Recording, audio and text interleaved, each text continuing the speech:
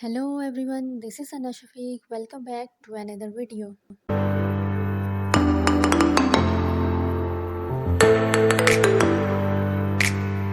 Today I am going to discuss about the use of verbs which I found the most confusing. Yes, so let's start. These are how we can use should, would and could by taking the everyday life examples.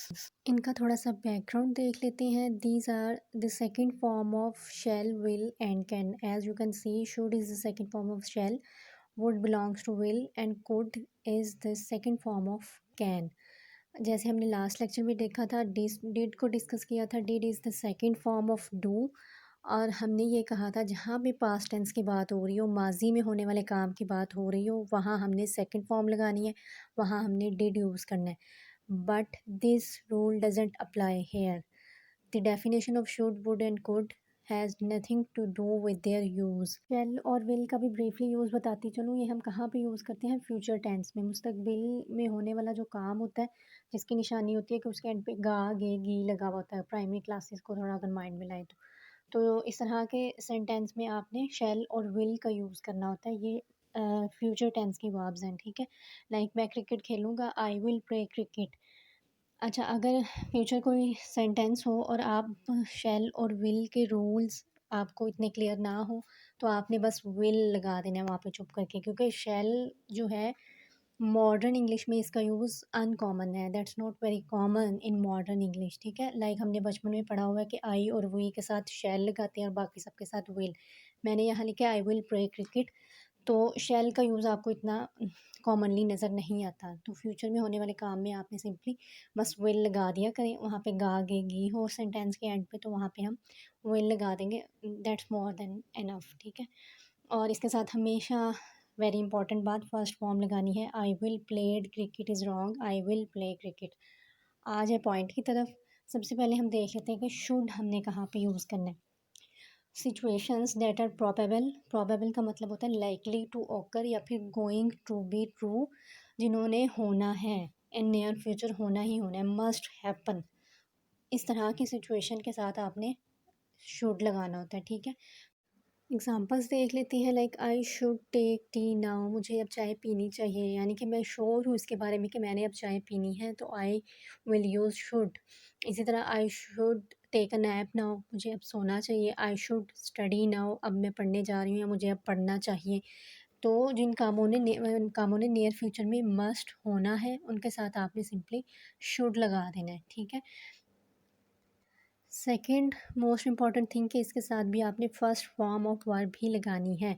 I should sleep now, I should leave now, he should study now. First form of verb लाएगी हमेशा should के साथ. Next आ जाए would.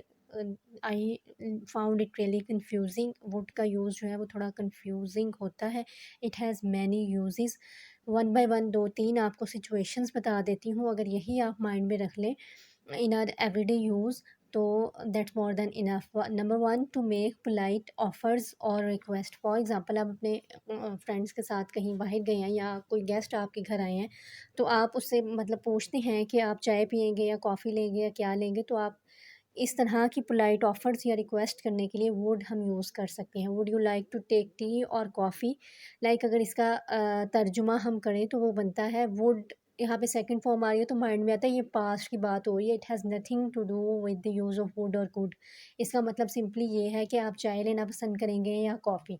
इसी तरह आई would like the cake. Would you, आप अपने friends के साथ बाहर गए हैं तो आप कहते हैं कि मैं केक खाना पसंद करूँगी, तो आप क्या लेना पसंद करेंगे? I would like to take the cake. Would you. इसी तरह सेकंड सिचुएशन जहाँ पे वुड यूज़ हो सकता है, टू एक्सप्रेस अनसर्टेनिटी और to give opinions on uncertain things.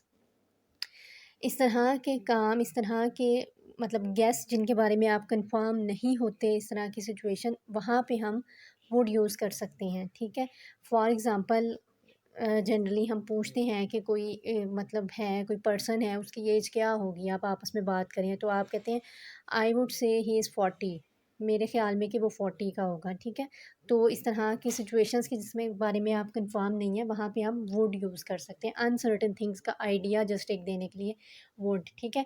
इसी तरह मैं अब घर से निकली हूँ, तो मुझे फ़लाँ जगह पे पहुँचने में कितना टाइम लगेगा, तो आप एक आइडिया बताते हो, it would take 30 minutes. You are not sure about, you are uncertain कि आपको एग्जैक्ट कितना टाइम लगेगा, तो आप वुड यूज़ करते हो। Again first form of verb इसके साथ यूज़ होगी। इसी तरह से पूछते हैं कि अक्सर घर में आज क्या बना होगा, आपको नहीं कंफर्म, तो आप कहेंगे it would be chicken, it would be rice, ठीक है। तो अनसर्टन थिंग्स का आइडिया जस्ट देने के लिए हम वुड यूज़ करते हैं। थर्ड सिचुएशन जहाँ पे आप वुड यूज़ कर सकते हो after the word wish, the most easy shortcut, जहाँ पे कोई ख्वाहिश का इजहार करना चाह रहे हो, काश का वर्ड यूज़ हो रहा, उसके साथ हम वुड यूज़ कर सकते हैं। लाइक आई विश कि वो यहाँ होती, I wish she would be here, ठीक है। वुड यहाँ पे यूज़ हो रहा है, तो इसका जब ट्रांसलेशन होगी तो वो इस तरह से होगी, काश वो यहाँ होती, ठीक है। तो काश के वर्ड के साथ कोई ख्वाहिश का इजहार करने के लिए भी हम वुड यूज़ कर सकते हैं, ठीक है। नेक्स्ट आ जाता है कुड। कुड आपने कहाँ पे यूज़ करना है, कुड एंड वुड अक्सर जो है वो एक दूसरे के साथ लाइक इंटरमिक्स इनका यूज़ हो जाता है, क्योंकि मोस्टली वही सिचुएशंस हैं जहाँ पे हमने वुड यूज़ किया है, वहीं पे कुड को भी अक्सर रिप्लेस कर दिया जाता है, तो दैट्स ओके, ठीक है। तो वुड हम कुड कहाँ कहाँ पे हम यूज़ होता है, टू एक्सप्रेस अगेन, जैसे जहाँ पे हमने कुड वुड भी सॉरी यूज़ किया था, टू एक्सप्रेस पॉसिबिलिटी, ठीक है, कि एक जस्ट एक आइडिया बताने के लिए कि आप कुछ श्योर नहीं है, अनसर्टन कोई काम है उसके बारे में, आप यानी शायद ये इस तरह से हो जाए, तो वहाँ पे आप कुड लगा सकते हैं, ठीक है। For example, he could be the one who stole the book, मुझे शक है कि उसने बुक चोरी की है, या मुझे लगता है कि वो फ़लाँ बंदा है जिसने पेन चोरी किया है या पैसे चुराए हैं। तो you are not sure about, आप जस्ट एक यानी कि शक ज़ाहिर कर रहे हो, पॉसिबिलिटी है ये, तो वहाँ पे आप कुड यूज़ कर सकते हो। And it is second form of could, तो इसके साथ फिर जो आप लगाएंगे वो फिर आपकी फर्स्ट फॉर्म आपने यूज़ करनी है डायरेक्टली कुड के साथ जब आप यूज़ करेंगे, ठीक हो गया। सेकंड पॉसिबिलिटी जो है जहाँ पे हम कुड यूज़ कर सकते हैं, to make request, to make offers, ठीक है, जहाँ पे हम वुड भी यूज़ कर रहे थे। For example, could you please pass me the book, यानी मैं रिक्वेस्ट कर रही हूँ कि आप मुझे बुक पास कर सकते हैं, ठीक है। इस तरह की रिक्वेस्ट करने के लिए अगले बंदे को आप कुड यूज़ कर सकते हैं, ठीक हो गया। तो ये कुड और वुड जो है थोड़े एक दूसरे के साथ इंटरमिक्स हो सकते हैं, यही अगर सिचुएशंस जो मैंने यहाँ पे एक्सप्लेन की है, यही आप माइंड में रख, इसी को प्रैक्टिस कर लें, तो यही मेरे ख्याल में काफ़ी हो जाता है, आपको क्लियर हो जाएगा आपने एक्चुअली यूज़ कहाँ कहाँ पे इसको करना है, ठीक है। अब समरी आज की समराइज़ कर लेते हैं लेक्चर को, जो कुछ आज हमने पढ़ा। शुड कहाँ पे हमने यूज़ करना है, situations that are going to be true, जो सिचुएशंस नियर फ्यूचर में होनी है वहाँ आपने शुड लगाना है। वुड हमने कहाँ पे लगाना है, अनसर्टेनिटी, अनसर्टेन सिचुएशन में पोलाइट रिक्वेस्ट करने के लिए, would you like to take tea etcetera. Could हम कहाँ पे यूज़ कर रहे थे, टू एक्सप्रेस द पॉसिबिलिटी, ठीक है, यानी कि इट कैन हैपन, जो चीज़ हो सकती है वहाँ आपने कुड लगाना है, लेकिन आप श्योर नहीं है उसके बारे में। शुड कहाँ लगाना है, मस्ट हैपन सिचुएशंस में। वुड हमने कहाँ लगाना है, वहाँ पे यूज़ होता है to talk about something that will happen in an imagined situation, ठीक है। मोस्टली इमेजिनरी जो हम इमेजिन कर रहे होते हैं वहाँ पे हम वुड लगाएंगे, या फिर रिक्वेस्ट करने के लिए, ठीक है। तो that's all for today's lecture, bye bye.